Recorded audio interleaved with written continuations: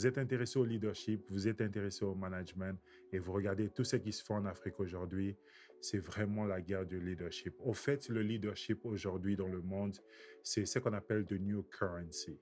Si vous n'avez pas ce leadership dans le monde actuel, ce sera vraiment difficile pour vous développer en tant que pays et en tant qu'entreprise. Donc, c'est un sujet qui est vraiment très important. Restez branchés et on en parle dans quelques instants.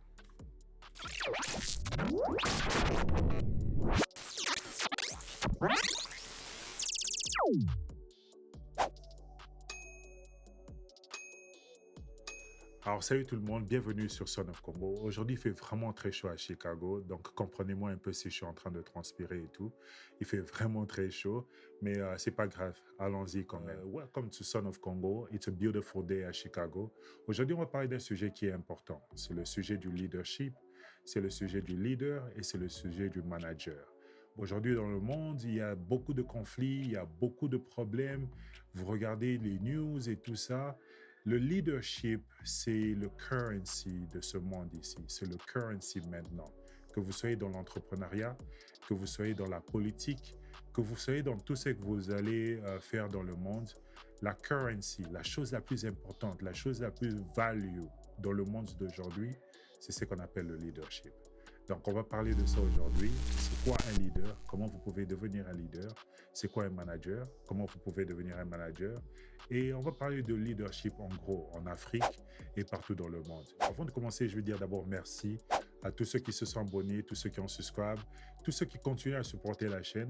Pour tous ceux qui viennent à peine de découvrir Son of Congo, abonnez-vous, abonnez-vous, please, please, please. Continuez à supporter la chaîne, laissez les commentaires, laissez les feedbacks.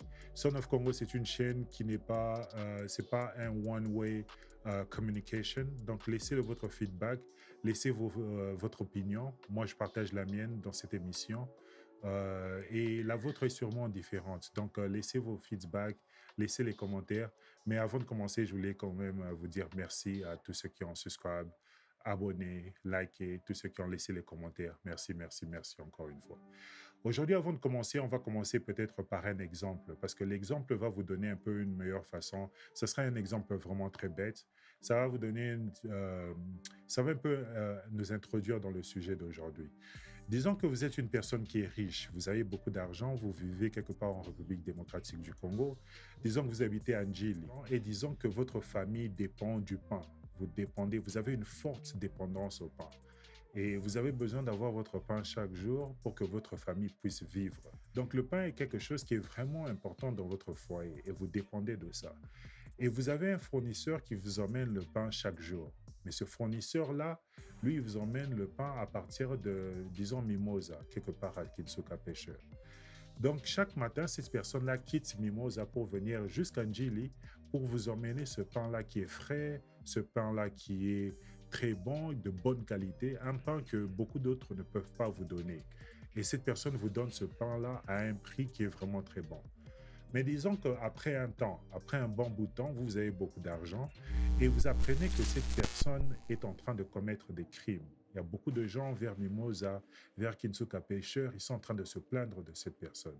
Et disent que le pain qu'il est en train de vous emmener, c'est un pain qui est volé. Il dit que cette personne est en train de menacer les gens, arracher leur pain, et il vient avec et il vous donne ce pain-là chez vous. Vous, maintenant, vous devez prendre une décision dans tout ça.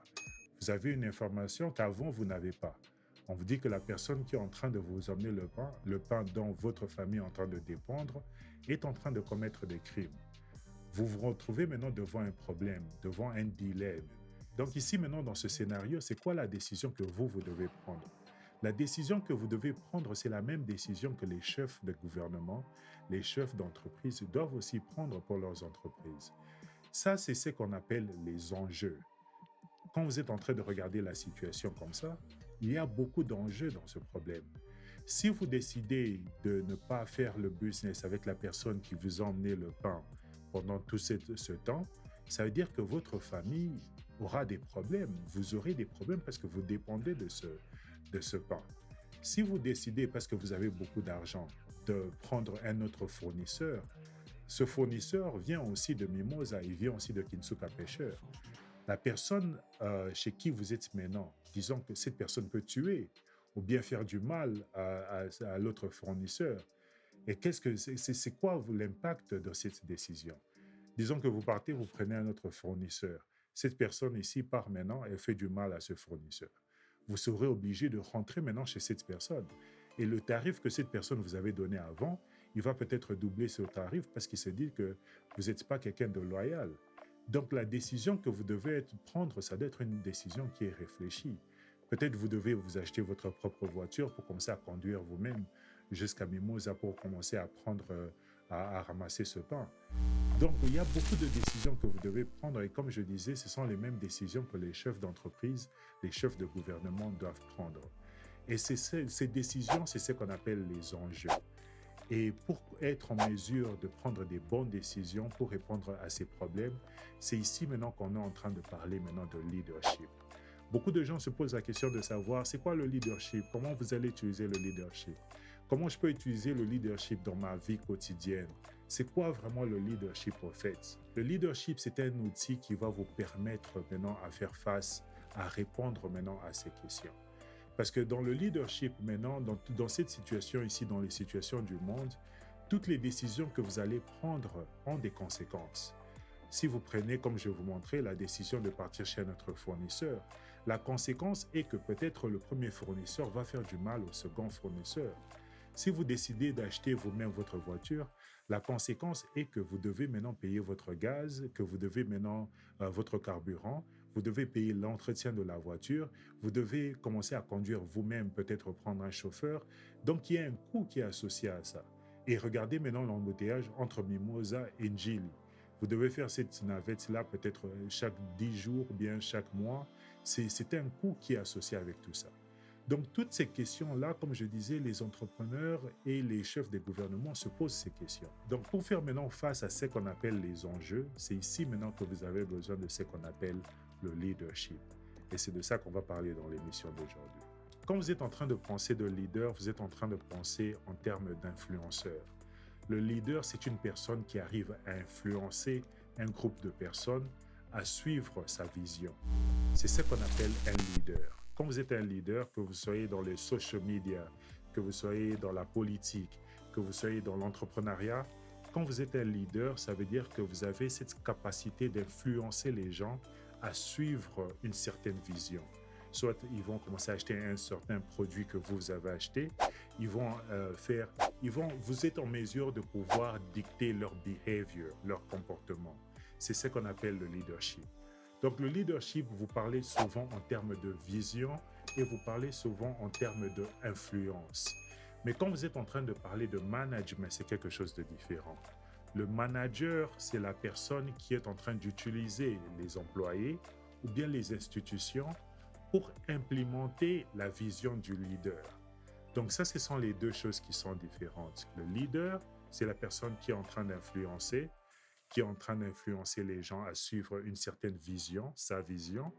Et le manager, c'est la personne qui est en train de prendre la vision du leader et il est en train d'implémenter cette vision à travers les personnes, à travers les institutions, à travers les employés pour pousser la vision du leader en avant.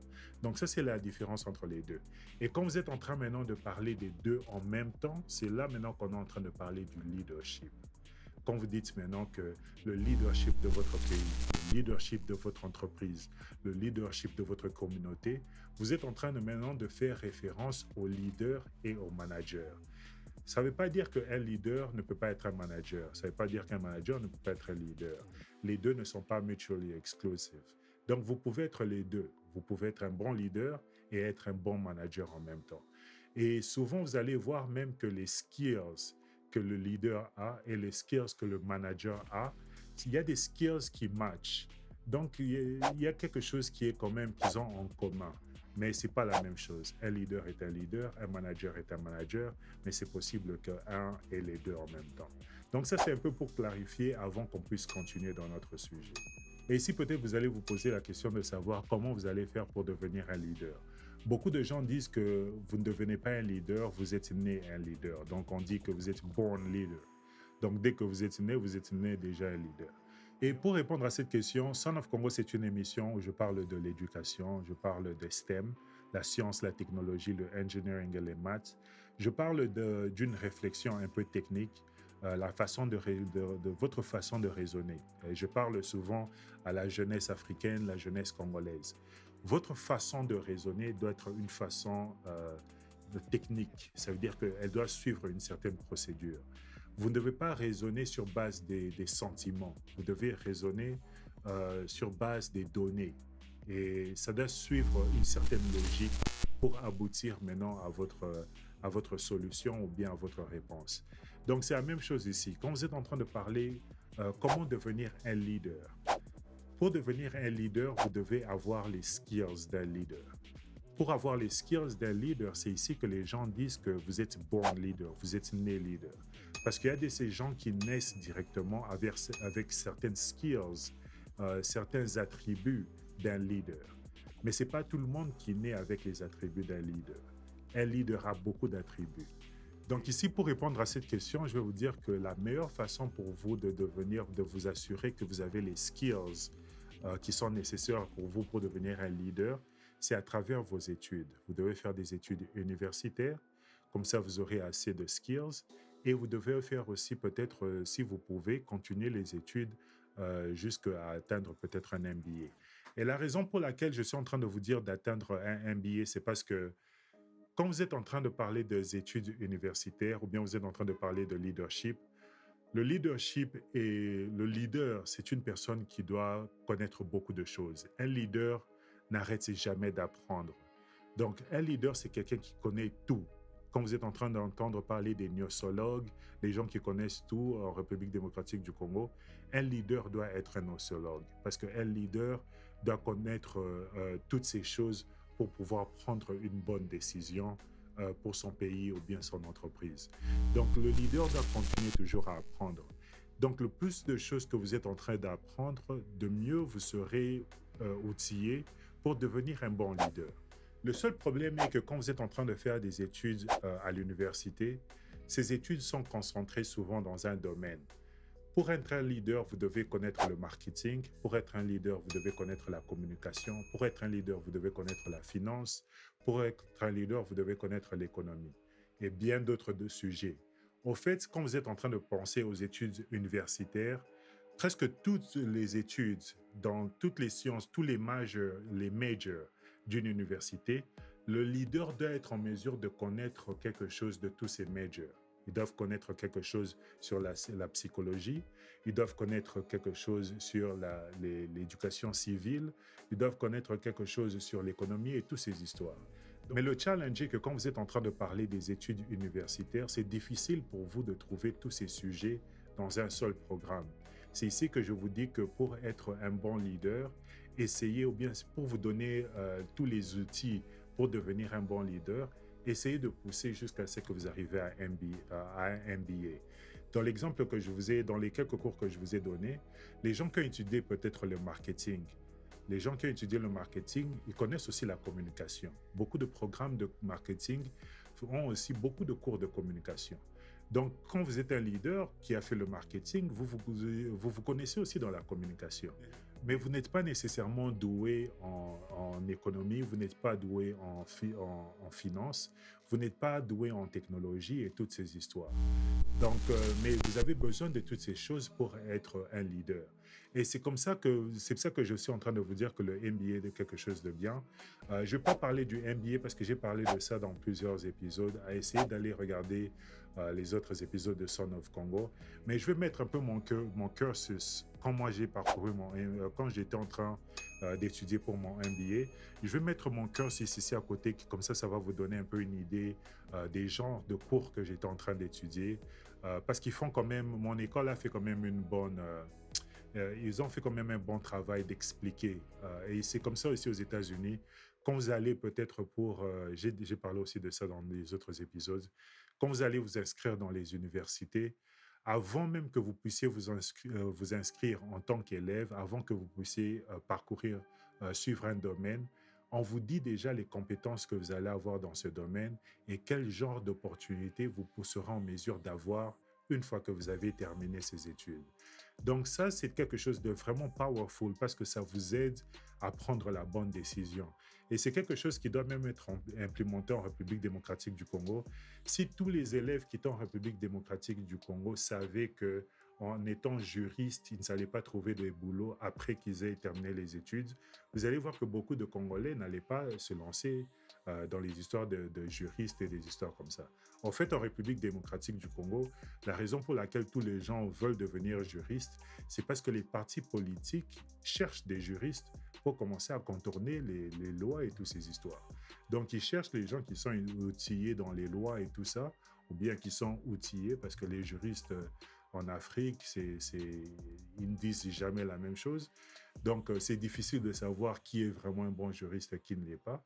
Mais du point de vue de ce qu'on dit supply and demand, la demande des juristes en République démocratique du Congo, c'est dû du fait que les partis politiques et les gouvernements ont mis beaucoup de valeur sur les gens qui étudient la loi. Mais les gens qui ont fait peut-être le journalisme, les gens qui ont fait la pharmacie, les gens qui ont fait d'autres genres d'éducation, on ne les dit pas à l'université que quand vous allez étudier ça, après ça, vous n'aurez pas de boulot. S'ils savent qu'ils n'auront pas de boulot, ils ne vont pas se lancer dans ça. Et ça, c'est quelque chose qui est vraiment très important. Si vous êtes à l'université de Kinshasa ou bien d'autres universités au Congo, essayez d'implémenter des systèmes. Je vois même qu'ils sont en train d'implémenter un peu des systèmes qui sont euh, taillés sur l'emploiement et toutes ces histoires. Je ne sais pas, vous appelez ça BLM ou bien BTM, je ne sais pas. Donc, ce système d'éducation, c'est un système qui est vraiment, qui répond aux besoins de l'employeur. Et c'est un peu ça, c'est à cause de ça que moi j'ai fait l'école technique. Et ça, c'est juste une parenthèse. Quand vous êtes en train d'aller dans des écoles techniques, comme mon école où je suis allé, c'était une école technique. L'école technique, le programme que j'ai eu, le cursus que vous êtes en train de voir, c'est un cursus qui a été implémenté par les employeurs. Donc, les employeurs ont donné à l'école la liste des besoins, la liste des skills que eux ils sont en train de chercher. Et c'est là que les écoles ont implémenté ces histoires dans leur cursus. Et c'est comme ça dans beaucoup d'universités aux États-Unis. Vous allez voir que la plupart des cursus, c'est vraiment basé sur la demande dans le milieu économique ou bien dans le milieu des affaires. Donc, si ça devient comme ça en République démocratique du Congo, si ça devient comme ça en Afrique, vous allez voir que beaucoup de jeunes Congolais, Africains vont commencer à se lancer dans des différentes études. Le problème maintenant est qu'ils se lancent dans quelque chose et ils ne savent même pas ce que ça va les donner à la fin. Vous allez vous lancer dans la menuiserie comme ça et ils arrivent à la fin, ils n'arrivent pas à trouver des boulots, ils sont découragés. Mais au fait, ils peuvent faire beaucoup de choses en tant que menuisier. Donc, ça, c'est une autre émission. Mais c'était juste une parenthèse pour vous montrer comment vous pouvez implémenter l'éducation, euh, implémenter certaines stratégies dans votre éducation pour que vous rassurez que les gens que vous aurez formés puissent être utiles à la société. Donc ça, c'est quelque chose qui est vraiment intéressant dans le système américain. Mais comme je disais, quand vous êtes dans un programme de MBA, comme vous pouvez voir à partir du cursus, vous touchez un peu dans plusieurs domaines. Vous touchez dans des domaines qui sont essentiels. Vous allez toucher dans les finances. Dans l'exemple que je vais vous donner au début, vous, la personne qui est riche, qui habite un Njili, vous devez connaître les finances parce que vous devez être en mesure maintenant de savoir si c'est vraiment opportun pour vous d'aller chercher ce pain ou bien acheter une voiture et aller chercher ce pain vous-même. Vous devez connaître l'économie parce que c'est ça qui va vous permettre aussi de prendre cette décision. Vous devez connaître la technologie. Est-ce que c'est possible de trouver une solution à votre problème? Est-ce que c'est possible d'utiliser la technologie pour vous emmener ce pain-là? Est-ce que vous devez partir vous-même, investir dans quelque chose d'autre, trouver quelqu'un d'autre ou bien un autre fournisseur pour commencer à vous donner ce pain? Donc, quand vous êtes en train de penser à comment faire pour devenir un leader, vous devez penser aux skills. Et comme je disais, le MBA, c'est la meilleure chose, le meilleur programme que vous pouvez suivre pour vous donner toutes les skills dont vous avez besoin pour devenir un leader. Le challenge avec l'université, si vous êtes dans les finances, ou bien si vous êtes dans l'économie, ou bien si vous êtes dans le marketing, quand vous vous lancez dans les finances, souvent vous serez seulement concentré sur la finance. C'est possible peut-être que vous ayez des cours en économie et d'autres domaines qui sont attachés à la finance, mais vous serez vraiment concentré sur la finance. Quand vous avez l'économie, vous serez concentré sur l'économie et un peu de finance. Quand vous avez le marketing, vous serez concentré vraiment sur le marketing et vous serez aussi concentré sur la communication. Quand vous avez la communication, vous allez un peu toucher un peu de marketing, vous allez un peu toucher de sales. Et donc, tous ces programmes, toutes ces histoires sont un peu des programmes qui sont séparés dans les universités. Mais le seul programme qui vous permet de toucher un peu de tout, c'est le programme de MBA, le Master of Business Administration. Ce programme-là touche dans plusieurs domaines. Vous allez toucher dans les finances, vous allez toucher l'économie, vous allez toucher le management d'une compagnie, vous allez toucher le leadership. Vous allez toucher le leadership dans une organisation. Vous allez toucher la technologie. Comme moi, mon MBA a une concentration, ou bien avait une concentration dans le Management Information System. Ça veut dire le management des systèmes informatiques. Donc, vous n'avez pas parlé seulement du management de la technologie en termes de la technologie, le code, Java, C++, Python, SQL, les databases. Vous n'allez pas parler seulement en termes techniques. Ici, quand vous êtes en train de parler de leadership dans un programme de MBA, vous êtes en train d'étudier l'impact de la technologie. C'est ça que je suis en train de vous dire, que le leader, c'est une personne qui a une vision. Vous, en tant que riche personne qui habite à Njili, vous devez commencer maintenant à comprendre l'impact de la technologie. Comment vous pouvez utiliser cette technologie pour vous emmener maintenant ce pas. C'est ça maintenant, c'est un peu ça que vous étudiez dans le MBA. Mais malgré ça, vous allez aussi toucher à la technologie, vous allez toucher au code, des histoires comme SQL, Python et toutes ces histoires. Et c'est la même chose pour les autres histoires. Vous allez faire la finance, vous allez étudier l'éthique dans une organisation. Et même quand j'étudie la technologie a beaucoup d'impact dans l'environnement, dans la vie sociale des personnes. Donc, dans un programme de MBA, dans mon programme de MBA, on a aussi étudié l'impact de la technologie dans la vie sociale des personnes, dans les gouvernements, dans les entreprises. Comment ça touche vraiment au moral des personnes. Donc, toutes ces histoires, tous ces différents domaines, c'est ça qu'on vous apprend dans un programme de MBA. Et la raison pour laquelle on vous apprend toutes ces histoires, comme je vous disais, le leader, c'est une personne qui doit être en mesure de comprendre toutes ces choses. C'est d'être une personne qui a toutes ces skills. Vous n'avez pas besoin d'être un expert dans toutes ces skills. Vous êtes un peu comme un consultant. Vous n'avez pas besoin d'être un expert dans tout, mais vous devez connaître un peu de tout. C'est comme ça un peu de leadership. C'est comme ça que vous allez voir que beaucoup de consultants dans les entreprises deviennent des managers, deviennent des CEO, les CEO deviennent des présidents.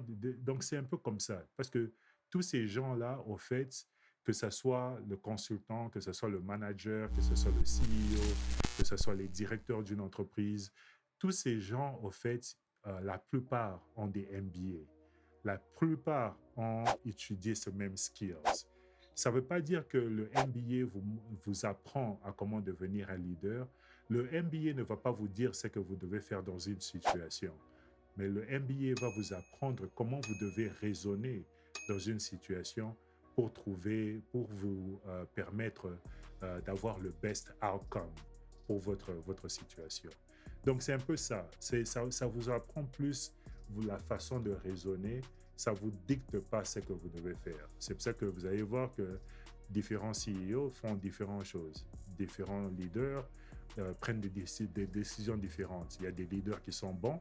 Vous avez des leaders comme Hitler, vous avez des leaders comme Poutine, vous avez des leaders comme Obama, donc vous avez des leaders, mais quand vous regardez le parcours de beaucoup de ces gens, vous allez voir que beaucoup sont passés par des business schools. Beaucoup sont passés dans des programmes de MBA. Mais leur philosophie sur la vie, dans tout ce qu'ils sont en train de faire, est différente. Ils voient des choses différemment. Mais ce qui est commun avec un leader, c'est qu'ils savent quand même comment processer l'information. Ils savent comment étudier, analyser l'information et ils savent comment prendre une décision basée sur cette information. Et la décision que vous allez prendre en tant que leader, vous allez assumer cette décision. Vous prenez la décision a des conséquences et vous assumez la décision. Ça, c'est quelque chose que les leaders font et vous assumez ça et vous cherchez comment réparer. Vous allez voir que c'est un problème en Afrique parce que beaucoup de leaders africains prennent des décisions, bien leaders africains prennent des décisions, mais quand ça ne marche pas, ils n'arrivent pas à assumer les décisions.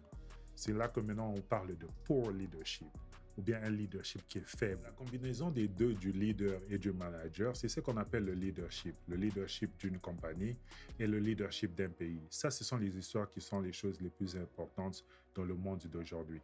Et la raison pour laquelle ces choses sont importantes, c'est parce qu'aujourd'hui, vous avez dans le monde beaucoup de conflits. S'il y a un site là sur Internet où vous pouvez partir, et ce site-là vous montre le nombre de conflits qu'il y a dans ce monde ici. C'est fou le nombre de conflits. C'est bizarre que souvent, nous, qui habitons, souvent ceux qui habitent souvent aux États-Unis, we take it for granted. Ça veut dire qu'on est habitué à être en paix, on est habitué à être sécurisé, que pour nous, c'est la norme. Mais on ne réalise pas vraiment que dans le monde entier, le monde est rempli de conflits.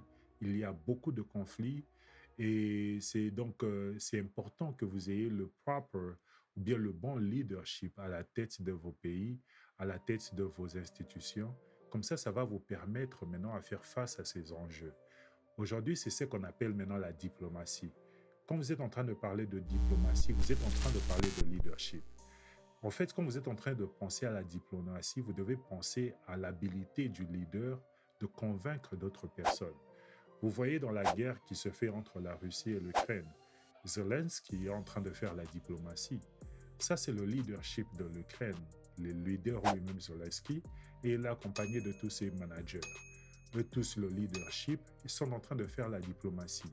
Et la diplomatie, c'est convaincre les autres personnes que votre cause, votre vision est la bonne vision. Et c'est ce que vous êtes en train de le voir faire chaque jour. La même chose aussi avec la Russie. Ils sont en train de faire la diplomatie. Le leadership est en train d'amener leur vision et dire à tout le monde que ce que nous, on est en train de faire, notre vision, c'est la bonne vision. Leur vision, elle est mauvaise, suivez la nôtre. Donc, c'est un peu comme ça, ce sont les enjeux de ce monde. Et les Africains aussi doivent être en mesure d'avoir ce leadership pour pousser les intérêts africains. Et c'est ça maintenant le problème en Afrique. Beaucoup de pays africains n'ont pas ce leadership. La République démocratique du Congo, par exemple, c'est un pays qui a des difficultés à trouver ce leadership.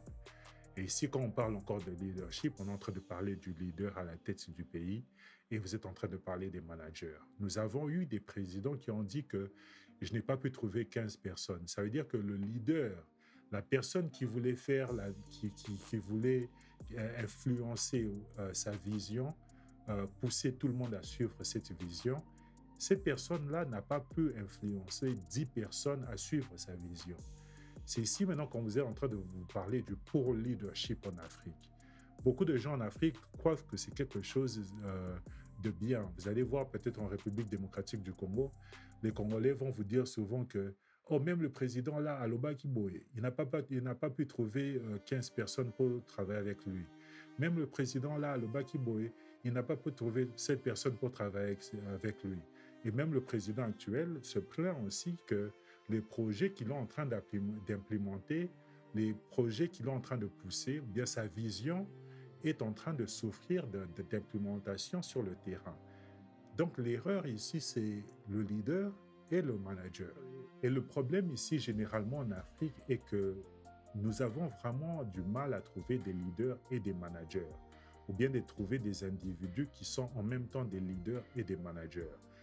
Les leaderships en République démocratique du Congo, ce sont des leaderships c'est un leadership tribal. Regardez tous les partis politiques. Ce sont comme j'appelais ça souvent, les groupes ethniques. Quand vous êtes en train d'entendre des partis politiques en République démocratique du Congo, en fait, ils sont en train de faire référence à des groupes ethniques. Ce sont des tribus. Donc, tous ces gens-là, les autorités morales, ce sont des leaders des tribus. C'est-à-dire qu'ils arrivent à influencer une tribu, ils arrivent à influencer un groupe ethnique à suivre leur vision.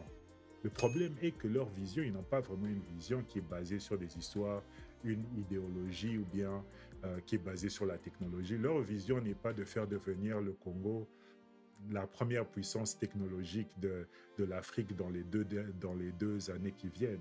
Leur vision n'est pas de faire que la République démocratique du Congo soit complètement indépendante des autres pays sur le point de vue alimentaire ou bien de certains biens, des histoires comme ça.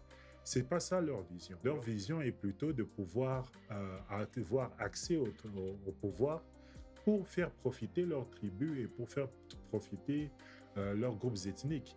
Ça, c'est leur vision. Et c'est comme ça que le leadership est créé en Afrique. Bon, pas tous les pays africains, mais surtout en République démocratique du Congo. C'est comme ça que le leadership est créé. Le problème avec ça est maintenant que quand vous allez arriver aux élections, vous arrivez, parce que les élections sont des élections à un tour, ça veut dire que vous aurez vraiment jamais une majorité qui va gagner les élections en termes de tribus. Ça veut dire que la personne qui sera à la tête du pays ne sera jamais bien vue par toutes les autres personnes. Parce que cette personne-là est un leader, un leader tribal. Il est le leader seulement d'une tribu. Les autres personnes qui sont dans le pays, dans la nation, ils n'arrivent pas à être influencés par la vision de ce leader. Et c'est ça le problème en République démocratique du Congo. Vous avez beaucoup de leaders qui sont des leaders ethniques. Ils ne sont pas des leaders nationaux et ils ne sont pas aussi des leaders au niveau régional. Et ils sont encore moins au niveau international. Ça nous emmène même dans le conflit avec le Rwanda. Vous vous demandez maintenant la question, vous vous posez souvent la question, comment se fait-il que la communauté internationale continue à dealer avec le Rwanda alors que le Rwanda est en train d'agresser la République démocratique du Congo. Et c'est ici que je vous dis que, en termes de leadership, du leader et des managers, la République démocratique du Congo n'est pas là. Sur le point international, les leaders et les managers ne sont pas là. Ils ne font pas poids aux autres leaders et managers. Sur le point continental, dans le continent africain, les leaders et les managers de la République démocratique du Congo ne font pas poids. Sur le point régional, ils sont en train de faire des conflits avec Kagame et tout. Donc, ils sont en train de se battre sur le leadership de la région. Et ça, c'est un combat qui est difficile pour les politiciens congolais parce que leur puissance, leur leadership est seulement un leadership tribal. Ça veut dire qu'ils auront difficulté à avoir le support de toute une population pour conduire leur politique. Mais d'un côté aussi, c'est vraiment surprenant parce que si ces leaders faisaient ce que la population voulait, comme c'est le cas avec notre armée et tout ça, notre population veut soutenir l'armée. Nous voulons que les Congolais veulent que le gouvernement congolais puisse soutenir les FARDC. Mais regardez maintenant les décisions du gouvernement congolais, ils ont toujours cette dépendance à d'autres personnes. Et la raison pour laquelle je sais que ces leaders n'ont pas le soutien de la population, c'est parce que vous allez voir que le président congolais, par exemple, est en train de signer des accords. Mais la plupart des Congolais sont contre ces accords. Ça veut dire qu'il y a un disconnect entre la population congolaise, les intérêts de la population congolaise, les intérêts de l'armée congolaise et les intérêts du leadership congolais, les leaders et les managers. Bon, les leaders et les managers. En fait, ils donnent l'impression que eux tous, ils sont des managers qui sont en train d'implémenter la vision de quelqu'un d'autre, d'un autre leader. C'est ça l'impression que nos gouvernements, surtout le gouvernement de la République démocratique du Congo, est en train de donner. Parce qu'ils ne sont pas vraiment... leurs intérêts ne sont pas les intérêts de la population congolaise. Le problème, un grand challenge en République démocratique du Congo, c'est de trouver un leader national.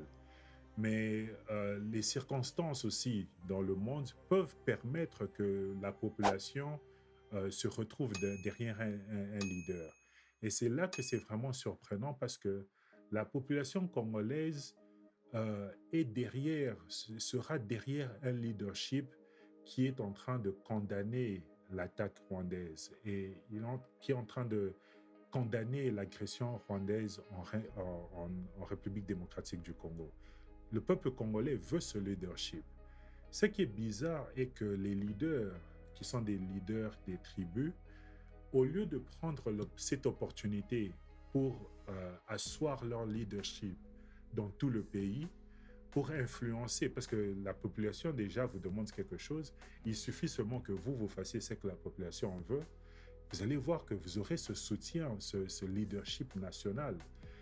Parce que surtout quand vous êtes en train de parler de supporter notre armée, ça va vous donner ce leadership national. Mais ce qui est bizarre est que les leaders congolais, malgré ça, malgré toutes ces histoires, ils ne voient pas ça. Ils n'ont pas cette compétence. Ils n'ont pas ces skills. Ils n'ont pas étudié le leadership. Ils n'ont pas étudié les stratégies. Ils n'ont pas étudié les organisations. Donc, ils ne comprennent pas ça. Ils ne comprennent pas qu'ils peuvent utiliser le poids de la population maintenant pour asseoir leur leadership au niveau national, au niveau régional et même au niveau international. Eux, maintenant, au lieu de faire ce que la population veut, vous allez voir qu'ils sont en train de tâtonner, il y a des cacophonies, l'armée dit quelque chose, le gouvernement dit quelque chose d'autre. Et même, je dois parler de ça parce que j'ai fait une vidéo sur le Rwanda. Il y a une émission ici que je vais mettre quelque part où j'étais en train de parler des problèmes de la République démocratique du Congo et je disais que ces problèmes-là, c'est... Bon, regardez l'épisode et vous allez comprendre. Mais dans cet épisode-là, je disais que la RDC ne doit pas déclarer la guerre ou bien faire la guerre au Rwanda. Et ce que je disais était que en faisant la guerre au Rwanda, vous allez déstabiliser la région. Les gens ne vont plus venir investir et toutes ces histoires. Donc, il y aura vraiment un impact économique qui va déstabiliser la région. Mais cet épisode-là a été tourné avant l'agression du Rwanda. Maintenant qu'en République démocratique du Congo, vous avez un gouvernement ou bien une armée qui vous dit que le Rwanda, qui a cité le Rwanda du nom, ça change les choses. Maintenant, vous êtes dans une logique, vous n'êtes plus dans une logique maintenant de ne pas vouloir faire la guerre au Rwanda. Vous entrez maintenant dans une logique de guerre parce que votre armée vous dit que vous êtes agressé. Ça change tout. Là, maintenant, vous devez directement prendre une posture de guerre en tant que leadership. Et la guerre ici, maintenant, c'est quelque chose d'intéressant parce que les gens vont croire que quand vous déclarez la guerre, ça veut dire que vous devez aller dans l'offensive. Le leadership aussi, comme je vous disais, vous devez étudier les finances, vous devez étudier l'économie, vous devez étudier toutes ces histoires. Aller dans une offensive en temps de guerre, ça coûte beaucoup d'argent. C'est difficile de partir dans une offensive et attaquer quelqu'un d'autre. Même si vous êtes en République démocratique du Congo et que vous avez 20 personnes, d'abord, je ne vais même pas donner cet exemple, c'est que les militaires disent, les experts militaires disent, ils disent que pour chaque défendeur, vous avez une personne qui est en train de défendre son territoire. Pour chaque personne qui est en train de défendre son territoire, l'armée qui est en train d'attaquer a besoin au moins de 6 personnes. Ça veut dire que si vous avez 3 personnes en train de défendre une maison, vous avez besoin, si vous êtes en train d'attaquer cette personne, vous avez besoin de 6 multiplié par 3. Ça veut dire que ça doit être les forces que vous devez avoir pour pouvoir faire face à 3 personnes qui sont en train de se protéger. Ça veut dire que c'est vraiment des gens, ils sont dans les tranchées, ils sont dugged in, like, c'est quoi, dugged in? Yeah. Ils sont dans les tranchées. Pour aller les faire sortir des tranchées, vous devez avoir des missiles qui ont à haute précision. Ces missiles sont des missiles de 2 millions de dollars, 3 millions de dollars par missile.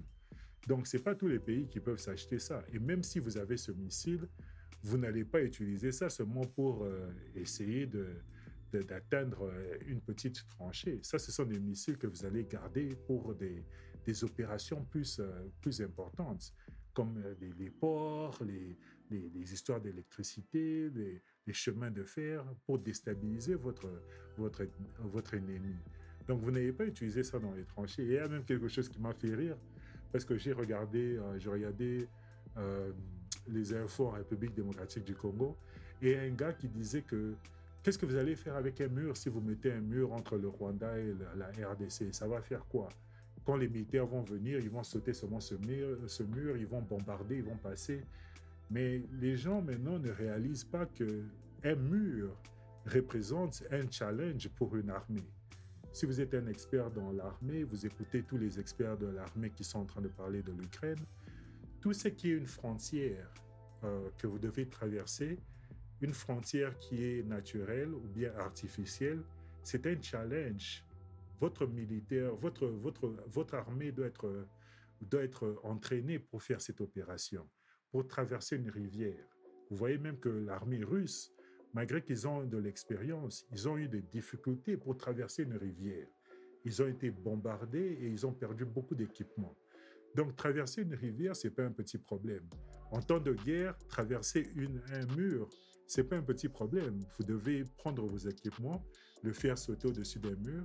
Si vous avez des grenades, combien de grenades vous allez lancer pour faire tomber le mur? Et pourquoi vous allez utiliser ces grenades pour faire tomber un mur alors que vous avez un ennemi en face qui est en train de vous attendre de l'autre côté? Donc, en termes de stratégie, le mur est un challenge. C'est pas aussi facile que les gens croient que c'est. Il y a une bonne raison pourquoi il y a beaucoup de pays qui ont des murs. Mais anyway, revenons à ce que j'étais en train de dire. Quand vous êtes en train de parler en termes de leadership, vous devez comprendre ces histoires. Vous devez comprendre que ça va coûter plus à l'autre pour nous agresser que nous pour nous défendre. Surtout que la personne qui est en train de vous agresser, leur supply chain, ce qui les rend forts, ce qui bouge leur économie, ce qui les permet d'acheter les armes et tout, ce sont des ressources qui viennent de vos pays. Ça veut dire que quand vous êtes en train de déclarer la guerre, vous n'avez même pas besoin d'attaquer. Vous avez besoin seulement de faire la défense. Et quand vous êtes en train de faire la défense, vous fermez vos frontières, vous renforcez vos positions et vous attendez que l'ennemi vienne vers vous. Ça, c'est une solution qui est de loin moins coûteuse que faire une offensive vers l'autre pays, comme d'autres étaient en train de suggérer, comme d'autres personnes étaient en train de recommander au temps où j'avais fait la première vidéo. Donc ça, c'était une mauvaise stratégie. Et même maintenant, c'est une mauvaise stratégie. Quand vous dites que vous allez marcher jusqu'à Kigali, c'est une mauvaise stratégie parce que c'est d'abord l'infrastructure, le logistique, ça coûte beaucoup d'argent pour vous déplacer jusque-là. Et c'est la même chose aussi, dans le même épisode, je vous ai dit que tous ces pays-là, ils ne veulent pas faire la guerre à la République démocratique du Congo. Et beaucoup d'experts le savent parce que c'est impossible qu'ils puissent faire la guerre. Comme je vous dis, ce sont des pays qui dépendent économiquement de la République démocratique du Congo. Ça veut dire que s'il y a des conflits qui vont stopper la transaction entre les pays, ces pays-là n'auront plus d'importance. La communauté internationale ne sera plus intéressée à un pays qui ne peut pas trouver ses ressources en République démocratique du Congo, parce que vous êtes en train de vous battre pour essayer d'avoir accès à ces ressources. Et avec la taille de votre armée, la taille de votre population, c'est difficile pour vous de pouvoir vraiment contrôler tout ce qui se fait en République démocratique du Congo. Et c'est là que vous allez voir que la meilleure stratégie pour un pays comme le Rwanda, c'est la diplomatie. La diplomatie, c'est la meilleure stratégie pour eux, pour pouvoir attaquer la République démocratique du Congo. À part du point de vue militaire, c'est presque impossible. Ils n'ont pas les chiffres pour pouvoir faire une offensive et vraiment s'imposer en République démocratique du Congo. Pour le faire, ils devront prendre peut-être l'appui d'un autre pays. Ils peuvent utiliser l'Ouganda, tout ça. Mais même si les deux sont réunis ensemble et il faut une offensive vers la République démocratique du Congo, c'est toujours difficile.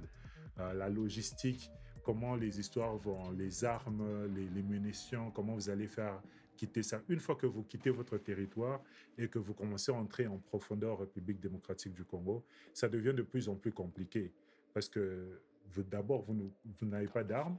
C'est-à-dire que vos amis qui sont à l'international doivent faire la même chose qu'ils font avec l'Ukraine. Ils doivent vous envoyer les armes.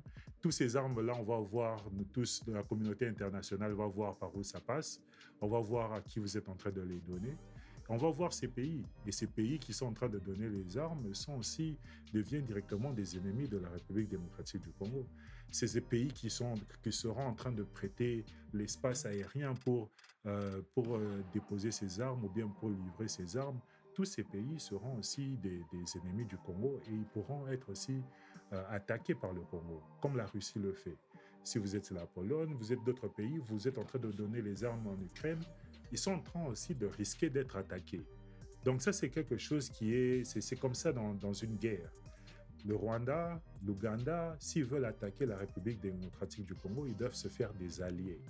Et ces alliés, ce sont eux qui vont les aider à pouvoir faire une offensive et gagner du territoire au Congo.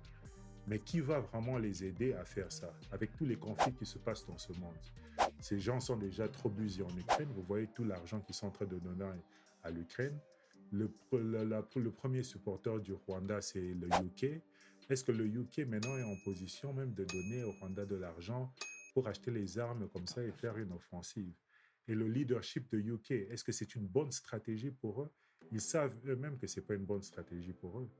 Les chiffres ne sont pas là. La meilleure voie pour eux, pour le Rwanda, d'avoir tout ce qu'ils veulent en République démocratique du Congo, c'est la voie diplomatique. Et la diplomatie, comme je vous dis, c'est un jeu où vous devez convaincre d'autres personnes que votre vision est la bonne vision. C'est là maintenant que le leadership devient maintenant quelque chose de très important. Et c'est là que je vous disais qu'au début que le leadership, c'est la chose qui est la plus value maintenant. Parce que le leadership, c'est ça qui va vous permettre de convaincre l'autre personne de venir adhérer à votre vision. Et ça nous amène même à quelque chose que j'étais en train de dire sur Twitter, que le leadership égale diplomatie. Quand vous êtes en train de parler de diplomatie, une diplomatie agissante, comme on l'appelle en République démocratique du Congo, vous êtes en train de parler de leadership. Le leadership, c'est ça vraiment qui va vous donner cette diplomatie. Et dans le leadership, je disais même dans ce tweet que la plupart des Congolais font l'erreur de croire que en diplomatie, quand vous emmenez des preuves qu'une autre personne est en train de vous agresser, c'est fini. Ça veut dire que les autres doivent maintenant supporter votre vision. Mais en réalité, ce n'est pas comme ça que ça fonctionne. Dans l'exemple que je vous ai donné au début, je vous ai dit que la personne qui est en train de vous fournir a été accusée. Elle a été accusée de piller les autres personnes, voler leur pain, et c'est cette personne qui est en train de vous emmener le pain. Si vous prenez quelqu'un d'autre, c'est possible que la personne que vous avez au début va faire la guerre à l'autre personne que vous êtes en train d'essayer de choisir. Et ça devient une situation de conflit. En tant que leader, en tant que vous-même la personne qui est riche, vous devez maintenant être en mesure de pouvoir analyser cette situation. Vous allez vous demander maintenant, entre l'agresseur et la personne qui est en train de dire qu'elle est agressée, entre les deux, c'est qui a le plus fort leadership? Parce que moi, j'ai besoin que mon pain puisse arriver chez moi parce que je dépends de ce pain. Si je supporte la personne qui est la bonne personne, la personne qui a la preuve, comment je vais faire pour avoir mon pain? Ça veut dire que la personne qui est en train de me donner mon pain va partir en prison. Si cette personne part en prison, je serai maintenant resté avec la bonne personne. Mais la bonne personne maintenant n'a pas de leadership. La bonne personne a un leadership qui est seulement tribal. Cette personne n'a pas un leadership, cette personne n'a pas un leadership qui est national, n'a pas un leadership qui est régional, n'a pas un leadership qui est continental. Vous voyez maintenant, ça change les choses dans les enjeux. Malgré que cette personne a les preuves qu'elle a été agressée, malgré que cette personne a tout, on peut nous tous voir qu'elle a été agressée, on ne va pas, en termes de diplomatie, on ne peut pas prendre la décision d'accepter ça. Parce que si on accepte ça, parce que j'ai du mal à parler, il fait trop chaud, parce que si on accepte ça, ça veut dire que on est contre la personne ici. Et si on est contre cette personne, ça veut dire qu'il y aura des conséquences. Et en tant que leader, en tant que leadership, vous devez être en mesure d'analyser et d'assumer ces conséquences. C'est pour ça que vous voyez que dans le milieu international, le Rwanda n'est pas inquiété. C'est parce que tous les gens au niveau international savent que le pays est en train d'agresser la RDC, mais eux tous aussi savent que la RDC n'a pas le leadership qui peut le permettre de, de les donner ce qu'eux ils veulent une fois que le Rwanda est écarté.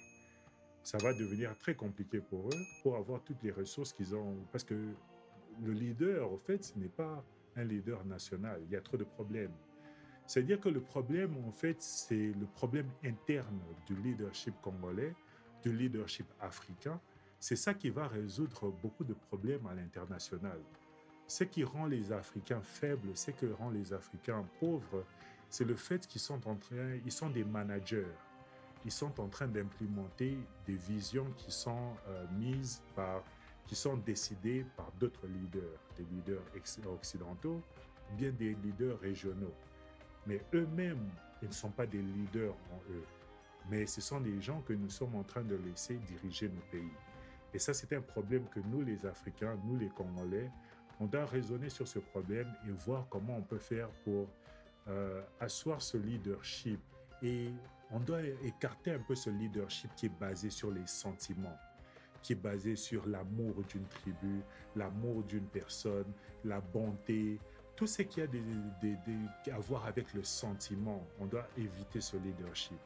Le peuple congolais a besoin d'un leadership qui est basé sur les skills, qui est basé sur le decision making, qui est basé sur l'intégrité, qui est basé sur les compétences. Et ça, c'est un leadership qui sera facile à implémenter au niveau national. Ce serait un leadership, une fois implémenté au niveau national, ça va nous aider au niveau régional.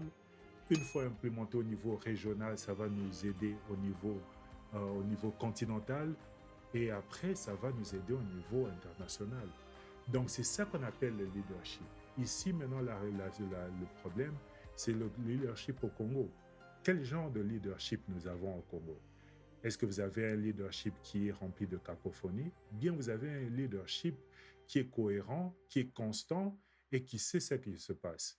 Vous allez voir qu'aujourd'hui, les gens sont en train de parler des forces régionales en République démocratique du Congo. Et je disais ça même sur Twitter.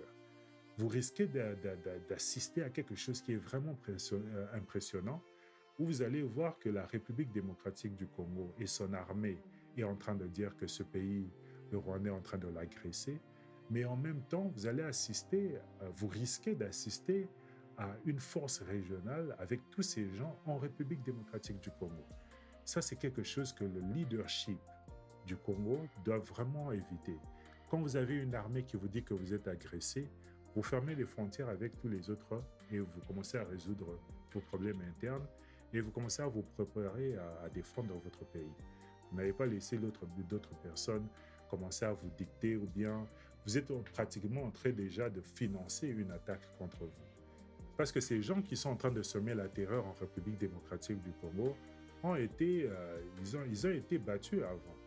Et pour que ces gens puissent revenir sur la scène, ils ont eu besoin d'un appui. Et le Congo a signé des accords avec ces pays pour des accords économiques. Ça veut dire qu'en fait, le Congo a financé une attaque contre elle-même. Et ça, c'est quelque chose que le leadership congolais, quand vous commencez à comprendre les enjeux, ce sont des histoires que vous devez commencer à fermer.